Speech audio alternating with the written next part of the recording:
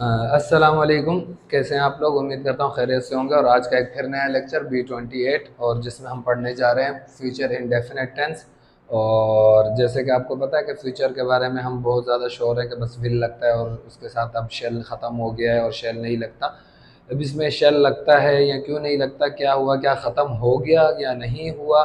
जैसे हमारे एक कॉन्सेप्ट पढ़ाया जाता है कि ब्रिटिश में है और अमेरिकन में नहीं है, अमेरिकन यूज़ नहीं करते, ब्रिटिश में यूज़ होता था, अब नहीं होता। तो इन सब चीज़ों को क्लियर करेंगे हम आपकी। और इसमें हम आपको बताएंगे कि शेल कहाँ पर यूज़ होता है फ्यूचर में, और विल कहाँ पर यूज़ होता है और कैसे यूज़ होता है, और फ्यूचर इंडेफिनेट क्या बात करता है और किस तरह से बात करता है। हमारे यहाँ तो बस एक कॉन्सेप्ट बना हुआ है, गा गी गे होगा तो फ्यूचर होगा। तो आज इन्हीं सब चीज़ों को हम आपके क्लियर करेंगे। तो बस मिलते हैं वीडियो में और चलते हैं वीडियो की तरफ। तो जैसे कि अभी आपको बताया कि आज हम बात करने जा रहे हैं फ्यूचर इंडेफिनेट टेंस की। अब फ्यूचर इंडेफिनेट जो है ये कभी भी डेफिनेट नहीं होता, फ्यूचर कभी भी डेफिनेट नहीं होगा, क्योंकि हम फ्यूचर में कभी जा ही नहीं सकते, फ्यूचर में हम दाखिल हो ही नहीं सकते। लेकिन फ्यूचर के बारे में हम हमेशा बात करते हैं और फ्यूचर की जो डेफिनेशन है वो लिखा हुआ है आपके सामने, फ्यूचरिटी।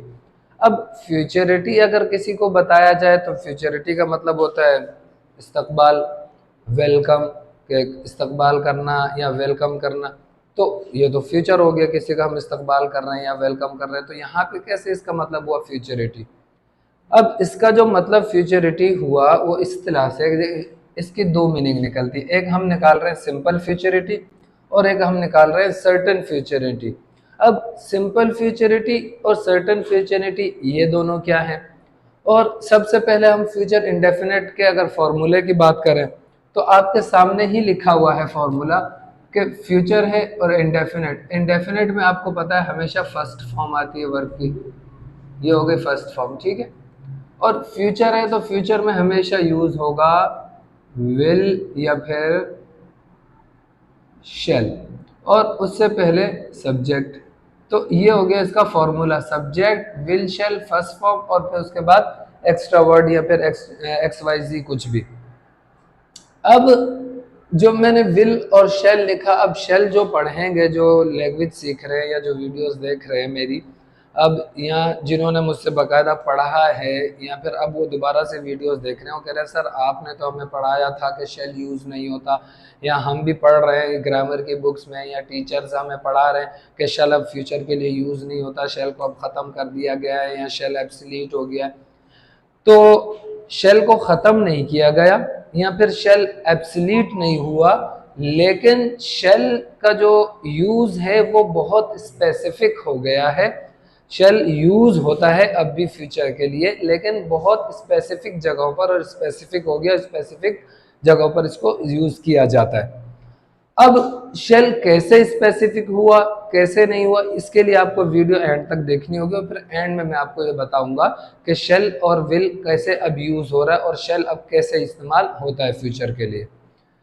अब जो शेल हमारे जहनों में बैठा हुआ है और हमारे जहनों में एक बात बिठा दी गई है कि फ्यूचर अगर हमें पढ़ना है तो फ्यूचर के लिए आता है गा, गी या फिर गे। ये हमारे जहनों में कॉन्सेप्ट बिठा दिया गया कि अगर गा गी गे आएगा तो फ्यूचर होगा, और अगर ये नहीं होगा तो फ्यूचर नहीं होगा। जैसे कि प्रेजेंट पढ़ते हैं तो था थी थे, पास्ट पढ़ते हैं तो था थी थे, और परफेक्ट पढ़ते हैं तो चुका चुकी चुके, और फ्यूचर पढ़ते हैं तो गा गी गे। अब अगर मैं इसकी आपको बहुत अच्छी एग्जांपल दूं और बताऊं कि आप मुझे बता सकते हैं कि ये कौन सा टेंस है या कौन से ज़माने में बात हो रही है और जिसमें गागी गे भी आ रहा है। अगर मुझे कोई स्टूडेंट कहता है कि सर मैं कल जो है अपने फ्रेंड के घर गया था, अच्छा फिर, तो मैंने दरवाज़ा भी बजाया काफ़ी देर, ठीक है, अच्छा मैंने आवाज़ें भी दी, सही, लेकिन कोई जवाब नहीं आया, कोई जवाब नहीं आया उसके घर से। तो फिर तो मैंने काफ़ी देर इंतज़ार भी किया, लेकिन जब जवाब नहीं आया तो मैं चला गया। तो अब मैं उसको कह रहा हूँ कि जब तुम गए थे, बाद में दरवाज़ा भी खटखटाया, इंतज़ार भी किया, आवाज़ें भी दी, तो वो घर पर सो रहा होगा, सो रहा होगा। अब आपके सामने है कि गागी गे आ गया जुमले में, लेकिन अब जो स्टूडेंट मुझसे बात कर रहा है मुझे बता रहा है वो जुमला कहाँ का है। जुमला तो सीधे सीधे पास्ट में चला गया। जब जुमला पास्ट में चला गया तो हमने कैसे कहा कि सो रहा होगा, गागी गे फ्यूचर है। या मैं अभी बात कर रहा हूँ और बात करते हुए कह रहा हूँ कि अच्छा किसको फ़ोन कर रहे हो? जी फ़ोन कर रहा हूँ। किसको फ़ोन कर रहे हो? उसने दोस्त का नाम ले लिया कि मुजम्मिल को, या फिर किसी को भी मैं कॉल कर रहा हूँ। तो मैं कह रहा हूँ इस टाइम कोई फ़ायदा नहीं है, वो फ़ोन उठाएगा नहीं तुम्हारा। क्यों? क्योंकि वो इस वक्त सो रहा होगा। अब बात कब की हो रही है? बात हो रही है इस वक्त की, कि इस वक्त। अब वो इस वक्त सो रहा होगा। जब मैं बोल रहा हूँ इस वक्त सो रहा होगा तो बात कब की हो रही है? प्रेजेंट की, प्रेजेंट प्रोग्रेसिव की बात हो रही है। लेकिन उसमें भी आया इस वक्त सो रहा होगा। जब गागी के अगर हमने फ्यूचर के लिए पढ़ा था तो, लेकिन यहाँ पर तो प्रेजेंट की बात हो रही है। प्रेजेंट में फ्यूचर कैसे आया? जबकि फ्यूचर क्या है? आगे। अब वो आपने एक एग्जांपल सुनी होगी ना कि हम अपने नाक के सिरे से आगे नहीं जा सकते। मतलब इससे आगे अगर मैं जाऊंगा तो कैसे जाऊंगा? क्योंकि इससे आगे मेरा फ्यूचर है। या फिर इस वक्त की भी बात हो गई, पास्ट की भी हो गई। अब अगर फ्यूचर है तो वो 9 बजे से पहले उसके घर चले जाना तुम। अगर 9 के बाद गए तो वो तुमसे नहीं मिलेगा क्योंकि वो सो रहा होगा। अब तो फ्यूचर है क्योंकि वो पूरी एक कम्युनिकेशन चली, एक पूरा सेंटेंस बना, एक पूरी बात बनी, तो उससे हमें पता चल गया कि अब फ्यूचर की बात हो रही है। लेकिन हमें जो पढ़ाया गया गा गी गे के साथ और हमें बताया गया कि ये फ्यूचर है, तो फ्यूचर ज़रूरी नहीं है कि उसमें गा गी गे आ जाए। अब मैं आपको बताता हूं कि सिंपल फ्यूचरिटी क्या है, फ्यूचर की क्या डेफिनेशन है, फ्यूचर क्या बात करता है। आपके सामने लिखा हुआ है होप, एक्सपेक्टेशंस, विल, अच्छा प्रिडिक्शंस या फिर एप्रीहेंशंस। अब एप्रीहेंशंस या तवक्को, उम्मीद, इरादा, पेशन गोई, अंदेशा, जब हम इनकी बात करते हैं तो जैसे कि अगर मुझे किसी बात की तवक्को होगी तो तवक्को उम्मीद में हमेशा कब के लिए रखूंगा? फ्यूचर के लिए ही रखूंगा। और जब मैं फ्यूचर के लिए तवक्को रखूंगा तो मैं आई और वी फर्स्ट पर्सन है, इनके साथ हमेशा यूज करूंगा शैल। एप्रीहेंशन, तवक्को, क्योंकि जब मुझे किसी से तवक्को तो होगी, तवक्को मुझे हमेशा प्रेजेंट में होती है, लेकिन कब के लिए होती है? फ्यूचर के लिए। तब भी मैं क्या यूज करूंगा? विल या फिर शैल। विल इरादा, जब इरादा हमारा कब होगा? इस वक्त प्रेजेंट में। लेकिन किसी काम को करने का इरादा तो अभी है, लेकिन वो काम करना कब है? फ्यूचर में। या फिर प्रिडिक्शन, पेशन गोई, जब भी हम किसी बात की पेशन गोई करते हैं, पेशन गोई हमेशा इस वक्त से होती है। आज मैं बैठ कर पेशन गोई कर रहा हूँ कल के लिए, तो लेकिन अब जो भी काम होगा वो कल होगा। या फिर एप्रीहेंशंस, अंदेशा, खतरा, जब हमें किसी चीज़ का खतरा होता है या अंदेशा होता है, डर होता है, खौफ होता है हमें किसी चीज़ का, तो वो हमेशा फ्यूचर के लिए होगा। तो आई और वी के साथ तो हम शेल यूज करेंगे। फॉर एग्जाम्पल मैं कहता हूं I shall pass the exam, I shall pass the exam, मैं इम्तिहान पास कर लूंगा। या फिर द रेस्ट का मतलब ये है कि आई और वी के अलावा बाकी जितने सब्जेक्ट बचे उनके साथ आ जाएगा विल। अब मैं विल के लिए लगाता हूं जैसे कि he will pass the exam, वो इम्तिहान पास कर लेगा। ये तो हो गई सिंपल फ्यूचरिटी। सिंपल फ्यूचरिटी में हमने बात की। लेकिन अगर हम बात करते हैं सर्टन फ्यूचरिटी, सर्टन फ्यूचरिटी क्या होती है? सर्टन फ्यूचरिटी हम किसको कहते हैं? सर्टन फ्यूचरिटी कहा जाता है कि गुड होप। गुड होप का मतलब ये नहीं कि अच्छी उम्मीद, गुड होप का मतलब होगा कवी उम्मीद। कि एक तो उम्मीद थी जो सिंपल फ्यूचर में थी, लेकिन एक है कवी उम्मीद, बहुत ही ज़्यादा पुख्ता उम्मीद हो। या फिर फुल एक्सपेक्टेशन, फुल एक्सपेक्टेशन के भरपूर तवक्को हो। एक तो थी तवक्को और एक है भरपूर तवक्को किसी से। या फिर स्ट्रॉन्ग विल, स्ट्रॉन्ग विल पुख्ता इरादा, या फिर सर्टन पेशन गोई, सर्टन पेशन गोई का मतलब यकीनी पेशन गोई, जो एक तो लोग करते हैं वो पेशन गोई, एक जो हमारे नबी ने की, हमारे नबी ने जो पेशन गोई की वो तो यकीनी है, जब वो यकीनी है तो वो कहाँ पर आएगा, सर्टन फ्यूचरिटी में, क्योंकि जो हमारे नबी ने जो पेशन गोइयाँ की हैं वो सारी के सारी यकीनी है। अगर कोई आज के दौर में कोई पीर कर देता है, कोई बाबा कर देता है, या कोई भी कर देता है, तो वो एक पेशन गोई होती है। अब पता नहीं हो या ना हो, वो एक पेशन गोई है। अगर वो करता है तो हम लगाएंगे कि ही विल प्रिडिक्ट या ही प्रिडिक्ट्स, उन्होंने पेशन गोई की किस बारे में, कि किसी भी काम के बारे में, कि कोई भी नया प्राइम मिनिस्टर हमारा इमरान खान होगा, तो अगर वो पेशन गोई कर रहे हैं तो ये वो कह सकते हैं कि the next president will be Imran Khan, तो वो पेशन गोई कर रहे हैं लेकिन यकीनी नहीं है। लेकिन हमारे नबी ने बहुत सारी ऐसी पेशन गोइयाँ की है जिनमें से अब तक बहुत सारी पूरी भी हो चुकी हैं, तो उन पेशन गोइयों पर यकीन है और वो फुल एक्सपेक्टेशन है, सर्टन एक्सपेक्टेशन। या फिर थ्रेट, थ्रेट जब हम धमकी देते हैं किसी को, अब धमकी देना, अगर मैं सिंपल फ्यूचरिटी की बात करूं तो आई विल किल यू, लेकिन थ्रेट में जो है यकीनी कि आई विल किल यू, कि मैं तुम्हें मार दूंगा, तो इसमें एक धमकी में वो धमकी वाला लगना भी चाहिए, उसमें धमकी का असर नजर भी आना चाहिए कि धमकी लग भी रही है। तो जब मैं धमकी दे रहा हूं तो वहां पर आई और वी के साथ विल यूज होगा, बाकी द रेस्ट जो बाकी सब्जेक्ट है उनके साथ शेल होगा। यहां पर उल्टा हो जाएगा, यहां पर क्या था, आई और वी के साथ शेल था, बाकियों के साथ विल था, लेकिन यहां पे आई और वी के साथ विल है और द रेस्ट के साथ शेल है। कैसे है, क्योंकि विल यहां पर आई और वी के साथ यूज हुआ। अगर मैं कह दूं कि I shall kill you, simple futurity कि I shall kill you, 50-50, simple futurity बात करता है 50-50 की, 50% है कि 50-50 काम होगा या नहीं होगा, लेकिन सर्टन यकीनी है कि मतलब 100%।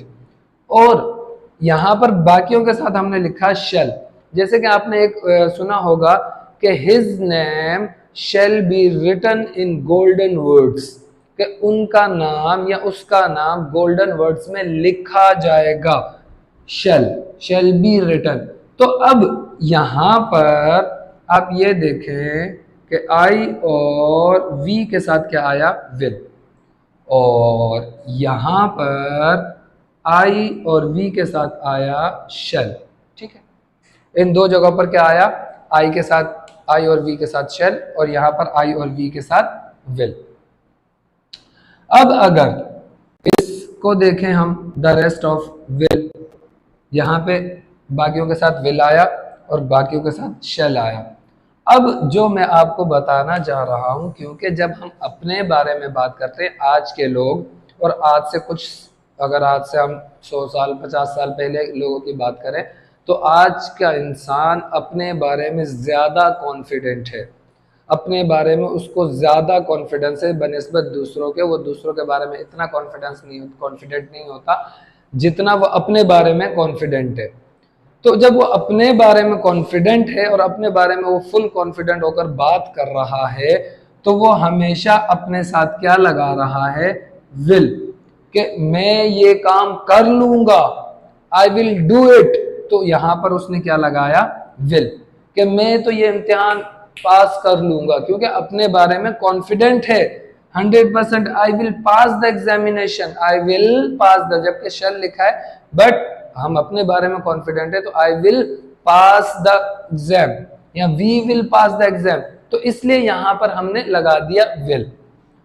अब यहां पर जो बाकियों के साथ विल लगा हुआ है कि he will, they will, you will, वहां पर इसलिए विल क्योंकि हम हमेशा अपने बारे में तो कॉन्फिडेंट हैं, दूसरे के बारे में हम कॉन्फिडेंट नहीं होते, तो इसलिए हम दूसरे के साथ क्या लगाते हैं, विल। जैसे कि he will pass the exam, ये he will pass the examination, तो हम अपने और दूसरे के बारे में, अपने बारे में तो हम कॉन्फिडेंट हैं, दूसरे के बारे में हम कॉन्फिडेंट नहीं, क्योंकि दूसरे के बारे में हम हमेशा 50-50 बात करते हैं, तो इसलिए लगाते हैं विल। और अपने बारे में होते हैं फुल कॉन्फिडेंट, तो इसलिए लगाते हैं विल। अब रह गया शेल और यहाँ पर शेल, तो आई और वी यहाँ पर तो हम अपने बारे में कॉन्फिडेंट है ही नहीं, इसलिए हम अपने बारे में शेल यूज करते ही नहीं है आई और विल के साथ। हाँ, एक्सेप्शनल केस हो, बहुत सर्टन केस हो, या मतलब ऐसा हो कि बहुत ही ऐसा एक कोई केस हो जिसके बारे में हम अपने बारे में पूरी उम्मीद नहीं है, तो वहां पर हम शेल लगाते हैं। लेकिन अगर हम दूसरे के बारे में 100% श्योर है कि वो लाजमी आएगा, मुझे पता है कि वो आएगा, तो ही शेल कम, यहां पर हम लगा सकते हैं कि ही शेल कम, क्योंकि 100% की बात कर रहा हूं कि वो लाजमी आएगा अगर मैं उसके बारे में बहुत ही ज्यादा कॉन्फिडेंट हूं। तो जो शेल का हम कहते हैं कि शेल खत्म हो गया, अब शेल यूज नहीं होता, या शेल को एब्सोल्यूट कर दिया गया, शेल को खत्म कर दिया गया, ऐसा नहीं है। हाँ, इसका केस बहुत रेयर हो गया है, बहुत कम हो गया है, और उसका मैंने आपको लॉजिक भी दे दिया कि हम अपने बारे में श्योर होते हैं, दूसरे के बारे में श्योर नहीं होते, इसलिए रेस्ट ऑफ के साथ हम विल लगा देते हैं। अपने बारे में श्योर होते हैं तो इसलिए भी हम वहां पे विल लगा देते हैं, तो इसलिए और आई और वी के साथ हमने शेल को खत्म कर दिया। हाँ, अगर शेल अगले के बारे में हम बहुत ज्यादा ऊपर उम्मीद हैं, जैसे कि ईदी साहब इंतकाल हो गया उनका, काफी अरसे पहले हुआ, लेकिन उन्होंने इंसानियत की ऐसी खिदमत की है, तो अब हम कह सकते हैं कि his name shall be written in golden words, कि उनका नाम गोल्डन वर्ड्स में लिखा जाएगा। तो वहां पर मैं उनके साथ क्या यूज कर रहा हूँ, शेल, क्योंकि 100% श्योर हूं कि उन्होंने काम ही ऐसा किया। तो ये था आज का हमारा लेक्चर। उम्मीद करता हूँ कि आज का लेक्चर आपको पसंद आया होगा, और इंशाल्लाह बहुत जल्द मिलेंगे हम B29 में, और फिर उसके साथ इंशाल्लाह हम आगे चलेंगे। तो आज का लेक्चर यहीं तक। बस जाने से पहले एक ही गुजारिश के आप जाते जाते चैनल को लाइक करें, वीडियो को भी लाइक करें, चैनल को सब्सक्राइब करें, और अगर आपको कोई सवाल हो तो वो आप लाजमी पूछें मुझसे कमेंट बॉक्स में, या फिजिकली, या फिर मेरे नंबर पे भी पूछ सकते हैं। जैसे कि मेरे नंबर पे अक्सर होता है कि बच्चे जो हमारे स्टूडेंट्स हैं वो सवाल करते हैं, तो फिर इंशाल्लाह हम उस पर भी वीडियोस बनाएंगे जो आपके क्वेश्चंस है, और फिर इंशाल्लाह इसके फ़ौरन बाद हम चलेंगे पैसिव की तरफ, या फिर मॉडल्स की तरफ देखेंगे जिसकी रिक्वायरमेंट ज़्यादा है उसकी तरफ। वरना मैंने ये सोचा है कि हम चाहें ट्रांसलेशन की तरफ, क्योंकि उसकी बहुत ज़्यादा ज़रूरत होती है, उसके लिए टीचर्स हमें बहुत ज़्यादा सुनाते भी हैं, बातें भी सुनते हैं। पेपर्स में हमारा मसला आ जाता है कि सर हमें तो इंग्लिश आती नहीं है, ट्रांसलेशन कैसे करें। तो आपको इंशाल्लाह एक ऐसी ट्रिक सिखाऊंगा, ऐसा काम सिखाऊंगा, ऐसे तरीके से आपको ट्रांसलेशन सिखाऊंगा कि उसके लिए आपको अगर इंग्लिश लैंग्वेज नहीं भी आती तो आप आराम से ट्रांसलेशन कर सकते हैं। तो बस इंशाल्लाह बहुत जल्द मिलते हैं B29 में, तब तक अपना ख्याल रखिएगा। अल्लाह हाफिज़।